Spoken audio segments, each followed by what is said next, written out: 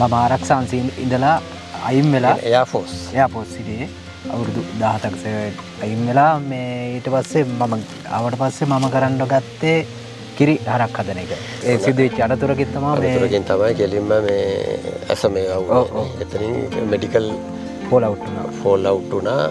එතනින් පස්සේ ඉතින් කරන්න දෙයක් නැහැ. එයාෆෝස් එකේ හිටියට.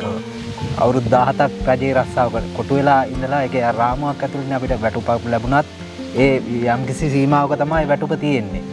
ඊට වඩා මට ඉස්සරහට යන්න පුළුවන් කියලා හිතුණා මේ සත්ත්ව පාලනයේ. සත්තු පිළිබඳ යම් අවබෝධයක් තියෙනවා. සතෙක් දැකපුවම තීරණය කරගන්න පුළුවන් මේ සතාගේ කොහොම තත්ත්වයක් තියෙයිද, මේ සතා හොඳයිද. මම අර ඉස්සරලාම් පටන් ගත්තේ සතෙක් අත ගාලවත් නැතුව. එල්ලංගාව සම්බන්ධ වෙලා ආයෝජන කරන්නේ අර දවසකට ලීටර 10ක් 15ක් ගන්න පුළුවන් සත්තුන්ට විතරයි. ඔව්.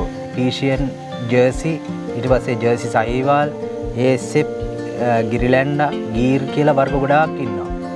සේවා කාලේ 22ක් ඉවර කරලා ආපහු යනවා නම් යන්න ඕනේ එයා එක්ක සිකියුරිටි රස්සාවකට. ඒ ගියත් යන්න වෙන්නේ පොඩි මුදලකට තමයි සාමාන්‍ය 60 70ක මුදලක් බලාපොරොත්තු වෙන තමයි රස්සාවකට ගියත් යන්න වෙන්නේ. ඒ ගියත් අර පෞල් ජීවිතයක් කියන එක නැහැ.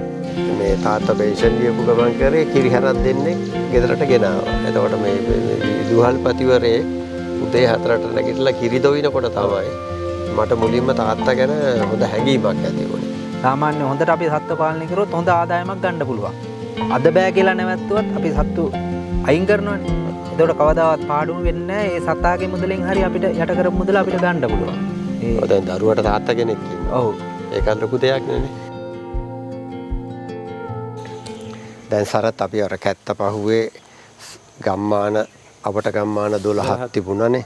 ඒ 12නුත් එළියට ගියා දැන් වරාගම්මන කියන ගම්මානයට. ඒතර ඒකේ අපි ගොවියෝ 4 දෙනෙක් සම්බන්ධ වෙනවා. ඊට අමතරව මේ කිරිහරක් කිරිහරක් කරන මේ අපේ තව මේ පශු සම්පත් කියන එකත් අපේ එකක්. ඔව්. එතකොට ඒකින්ද තමයි මේ ජගත්නේ නමනේ. ඔව් සර්. ජගත් එක සම්බන්ධ වෙන්නේ. ජගත්ජේ පොඩ්ඩක් වටපිටාව කියන්නකෝ. මම ආරක්ෂා අංශයේ ඉඳලා අයින් වෙලා එයාෆෝස් සිටියේ අවුරුදු 17ක අයින් වෙලා මේ ඊට පස්සේ මම ආවට පස්සේ මම කරන්න ගත්තේ කිරි හරක් හදන එක. දැන් ඔයාලට මට මතකයි අර ගිය පාර මං ආවිල්ලා ගෙදර හම්බුණානේ. ඔව් සර්. එතෙන්දී කිව්වේ මේ ගෙදර මොකද්ද වගා කරනකොට ඇසට ගියා කිව්වා මේ යකඩ මොකක්ද ගන්නෙ. ඒකෙන් කනකොල කපද්දින් ඒ සිදුවෙච්ච අනතුරකින් තමයි කෙලින්ම මේ ඇස මේ වුණේ. එතනින් මෙඩිකල් ෆෝල් අවුට් වුණා. එතනින් පස්සේ ඉතින් කරන්න දෙයක් නැහැ. එයාෆෝස් එකේ හිටියට. එතනින් පස්සේ මොකද්ද ඉතින් දැන් තමයි උත්සාහයෙන් දැන් නැගිටින්න ඕනේ. ඔව්. ඊට පස්සේ තමයි මම තීරණය කරේ අපිට අවුරුදු 17ක් රජේ රස්සාව කොටු වෙලා ඉඳලා ඒකේ රාමුවක් ඇතුළේ අපිට වැටුපක් ලැබුණත් ඒ යම්කිසි සීමාවක තමයි වැටුප තියෙන්නේ. ඊට වඩා මට ඉස්සරහට යන්න පුළුවන් කියලා හිතුණා මේ සත්ත්ව පාලනයේ. ඒ සඳහා ඒකේ මම තෝරාගත්තේ කිරිහරක්. ඒ එක මං කිරිහරක් ඉස්සරලාම දෙන්නෙක් ගත්තේ. දෙන්නෙක් කරන් දැනට සම්පූර්ණ සත්තු ඉන්න 10ක්. ගෙදර ඉඩමේ වගා කරලා දෙනවා CO6 එක පචෝන් එක වගා කරලා දවල් කාලේ එළිය දානවා. රැයට අර තනකොළ චොප් කරලා සත්තුන්ට දෙනවා. දැනට කිරි ගන්න සත්තු 4 දෙනෙක් ඉන්නවා.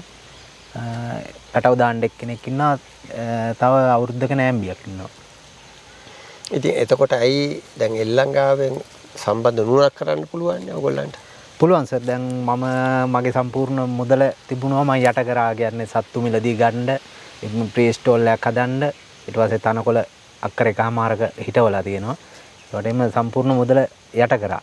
උනාට මම අර මේ එලියෙන් සත්තු මිලදී ගත්තාම එතන ලොකු ප්‍රශ්නයක් ආවා. මම මිලදී ගත්තු සතාගේ වටිනාකමට සතාගේ ප්‍රතිඵල නැත. ඒ හින්දා තමයි දැන් මම අලුතෙන් අයිත් සතෙකුට යනවා නම් මගේ අතේ මුදලක් නැහැ නේද? ඒ හින්දා මට මේ අපේ 15 රොෂාන් මල්ලි තමයි මේක අඳුනලා දුන්නේ. එයා කිව්වා මෙහෙම ප්‍රොජෙක්ට් එකක් තියෙනවා අපි සම්බන්ධ වෙලා බලමු කියලා. එයාලා කරනවා කියලා. يعني එල්ලංගාව. ඊට පස්සේ තමයි සරත් මහත්තයා ඇවිදින් මේ අපිට විස්තරේ කිව්වට පස්සේ මට හිතුණා මේක සම්බන්ධ වුණොත් හොඳයි. තව සතෙක් අරගෙන මට මේ දැන් ඒවා කිව්වනේ සතා අරගෙන ප්‍රතිඵල නැහැ කියලා. ඔව්. එතකොට තව සතෙක් ගතත් ඒත් ප්‍රතිඵල නැහැනේ. දැන් මම අර මුලින් පටන් ගත්තේ මං කිසිම අත්දැකීමක් නැතුව. දැන් අවුරුදු 2ක් වගේ කාලයක් මම සම්පූර්ණ සත්තු ගැන අධ්‍යයනයක් කරලා ඊට අමතරව පසු වෛද්‍ය කාර්යාලයෙන් අපිට පුහුණුව දෙනවා. ඒ නිලධාරීත් එක්ක සම්බන්ධ වෙලා දැන් සත්තු පිළිබඳ යම් අවබෝධයක් තියෙනවා. සතෙක් දැකපුවම තීරණය කරගන්න පුළුවන් මේ සතාගේ කොහොම තත්ත්වයක් තියෙයිද, මේ සතා හොඳයිද. මම අර ඉස්සරලාම් පටන් ගත්තේ සතෙක් අත ගාලවත් නැතුව. ඒ හින්දා මට සත්තු ගැන ලොකු අවබෝධයක් තිබුණේ නැහැ. දැන් අපිට මේ තීරණයක් කරගත්ත හැකි සතෙක් දැකපුවම මේ සතාගේ යම් කිසි ප්‍රතිඵලයක් තියෙනවද නැද්ද කියන එක තීරණය කරගත්තා. ඊට අමතරව වෛද්‍යවරු මාර්ගයෙන් පරීක්ෂා කරලා ගන්න පුළුවන්. අනිත් එක ඔය මේ ජගත් දන්නවනේ දැන් අපි එල්ලංගාව සම්බන්ධ වෙලා ආයෝජන කරන්නේ අර දවසකට ලීටර 10ක් 15ක් ගන්න පුළුවන් සත්තුන්ට විතරයි. ඔව්. ඒ කියන්නේ මොකද්ද ඒකේ ජාතිය නම? ඒකේ වර්ග කීපයක් ඉන්නවා. පීෂියන්, ජර්සි, ඊට පස්සේ ජර්සි සහීවාල්, ඒසෙප්, ගිරිලැන්ඩා, ගීර් කියලා වර්ග ගොඩාක් ඉන්නවා. දැන් අපේ ප්‍රදේශයට හරියන්නේ ජර්සි සහීවාල් කියන කුලේ කලවම් වෙච්ච සත්තු තමයි මෙහෙට හරියන්නේ. ඒසෙප් සත්තු. ඒ කියන්නේ පිට රටින් දැන් සත්තු ගෙනල්ලා මෙහෙ සත්තුත් එක්ක දෙමුහුන් කරලා හදපු සත්තු තමයි අපිට ජර්සි සහීවාල්. ඒ කියන්නේ මේ දේශගුණයට හරියන්නේ ජර්සි සහීවාල්. යුරෝපීය සම්භවයක් තියෙන සත්තු අපිට බෑ වියලි කලාපෙට. ඒවා සීත පළාත්වල තමයි හදන්න පුළුවන්. ඊට අමතරව අපිට කරන්න වෙන්නේ ඉන්දීය සම්භවයක් තියෙන සත්තු යුරෝපීය සම්භවයක් තියෙන සත්තුත් එක්ක කලවම් කරලා හදලා තියෙනවා මේ තව උසස් ආරේ සතෙක්. ඒ සත්තු තමයි අපිට මෙහෙට වියලි කලාපෙට ගෙන හදන්න පුළුවන්. ඒ සත්තු තමයි දැන් ගන්නෙ. ඔව්. ඒතර ඒ සත්තුම තමයි මේ පශු වෛද්‍ය තුමා එහෙම මේ රෙකමෙන්ඩ් කරන්නේ. ඔව් සර්. ඒතර ඒ සතාගෙන් සාමාන්‍ය දවසකට කිලෝලීටර් කොච්චර විතර වගේ? ඒකයි ඉතින් අපි සතාට සලකන විදිහ අනුව තමයි තීරණය වෙන්නේ සර්. ඒකේ කැට කෑම, khනිජ, ඊට පස්සේ තනකොළ ඒ දේවල් එක්ක අපි නිදැල්ලේ ඔය සතා දාලා හිටියට කවදාවත් ප්‍රතිඵලයක් ගන්න බෑ. මොකද එයාට නිතරම පැය 24ම වතුර තියෙන්න ඕනේ. අපි අරන් ගිහින් පිටියේ ගහක බැන්දට ඒ සතාගේ ලණුව අඩි 20ක් දිග නම් ඒ අඩි 20 අඩි 40ක වටකවේ විතරයි සතාට කෑම තියෙන්නේ. එහෙනම් මගේ තියෙන අදහස් තමයි ප්‍රීස්ටෝල් එක සතා දාලා එයා නිදැල්ලේ ඉන්නේ. එයාට නිතරම පැය 24ම බොණ්ඩ වතුර තියෙනවා. ඊට අමතරව චොප් කරලා තනකොළ එයාට දුන්නාම අර අපිට පසුවෛද්‍ය කාර්යාලයෙන් පුහුණුව දීලා තියෙනවා TMR කියලා ටෝටල් මිෂන් කියන එක. ඒකේ khනිජ කැට කෑම කුඩු පුන්නක්කු කලවම් කරලා ඒක සත්තුන්ට දුන්නාම ඒක අර සතාට ලොකු පෝෂණයක්. දැන් අර එළියේ නිදැල්ලේ හදන සතාට එහෙම පෝෂණයක් හම්බ වෙන්නේ නැහැ. දැන් අර පීස්ටෝල් එක හදපුවම තමයි සර් මේ අපිට ප්‍රතිඵලයක් බලාපොරොත්තු වෙන්න පුළුවන්. එයාට අනිවාර්යෙන් පැය 24ම ජලය තියෙන්න ඕනේ. ඒතර ඒව කරගන්න ඕගොල්ලන්ට සල්ලි තියෙනවනේ. සල්ලි කියන්නේ සර් මම අර මගේ තිබුණු මුදලෙන් මම ප්‍රීස්ටෝල් එක හදලා තියෙන්නේ. කොටසක් හදලා තියෙන්නේ. මම කියන්නේ khනිජ ඒ වගේ දෙන්න ආහාර දීමට සල්ලි තියෙනවනේ. ඔව් දැන් අපි මං දැන්ට සත්තු 4 දිනකින් කිරි ගන්නවා. ඒ මුදලෙන් තමයි ඒ බැලන්ස් කරගන්නේ ටික. එතකොට අපි දෙන්නේ මේ සතා ගන්න එකට විතරයි. ඔව්. සත්තු මේ කී දෙනෙක් ගන්න බලාපොරොත්තු වෙනවද? දෙන්නෙක් ගන්න තමයි මම බලාපොරොත්තු වෙන්නේ. එක්කෙනෙක් මගේ දායකත්වයෙන් අනිත් සතා සර්ලයි දායකත්වයෙන් ගන්න තමයි මම බලාපොරොත්තු වෙන්නේ.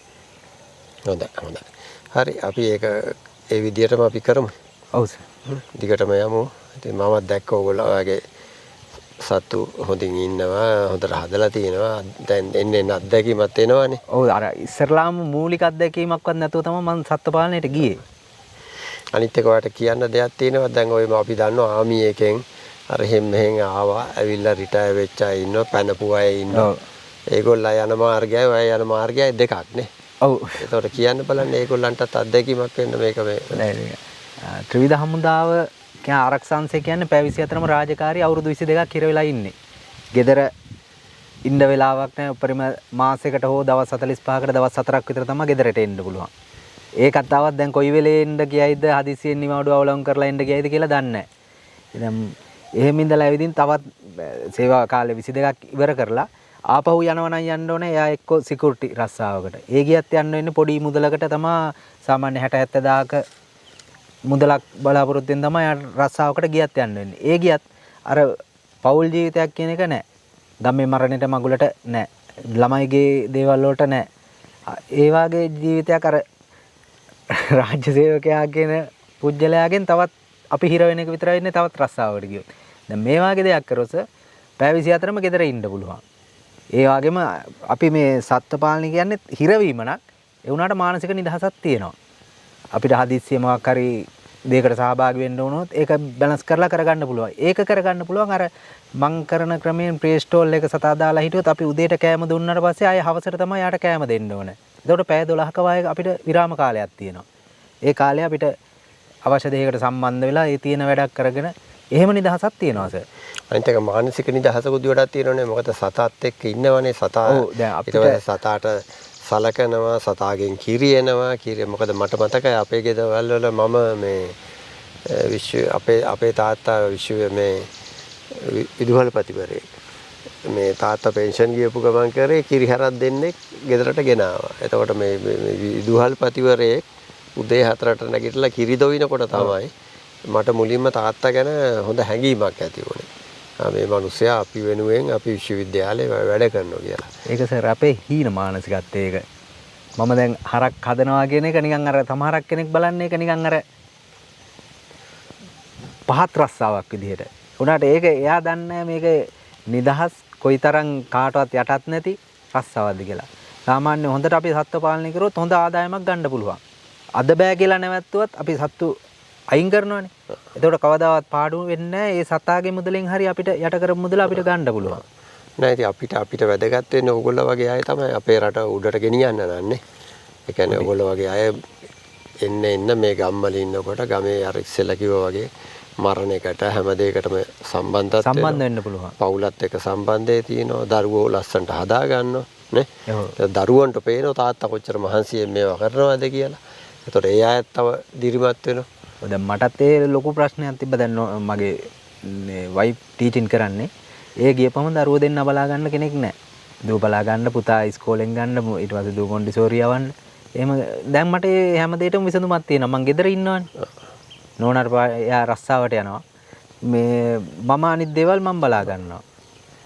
අර කාලේ ඒව නැහැ. කෙනෙක් කුලියට අරගෙන තමයි දරුවා බලාගත්තේ. දැන් දරුවට තාත්තා කෙනෙක් ඉන්නවා. ඔව්. ඒක ලොකු දෙයක් නෙනේ. නැත්තම් උදේ එනවා, හවස යනවා, රෑ ආවොත් පහුවදා උදේ යනවා ළමයා දකින්නේ. ෂොක් හොඳයි. ඒක තමයි අර එල්ලන් ගාව කියන්නේ. ඒක තමයි. එකිනෙක සම්බන්ධ වෙලා මහමයක් හැදෙන එක නෙල්ලන් ගාව කියන්නේ. ඒගොල්ලෝ ඕගොල්ලන්ගෙත් පවුල් සංවිධානය අර මේ ඔක්කොම එකතු වෙලා අපිත් සම්බන්ධ වුණා. එතකොට ලොකු ගමනක් යන්න පුළුවන් වෙයි. හොඳයි. සුභාශිංසනය කරන හොඳ ගමනක් යන්න.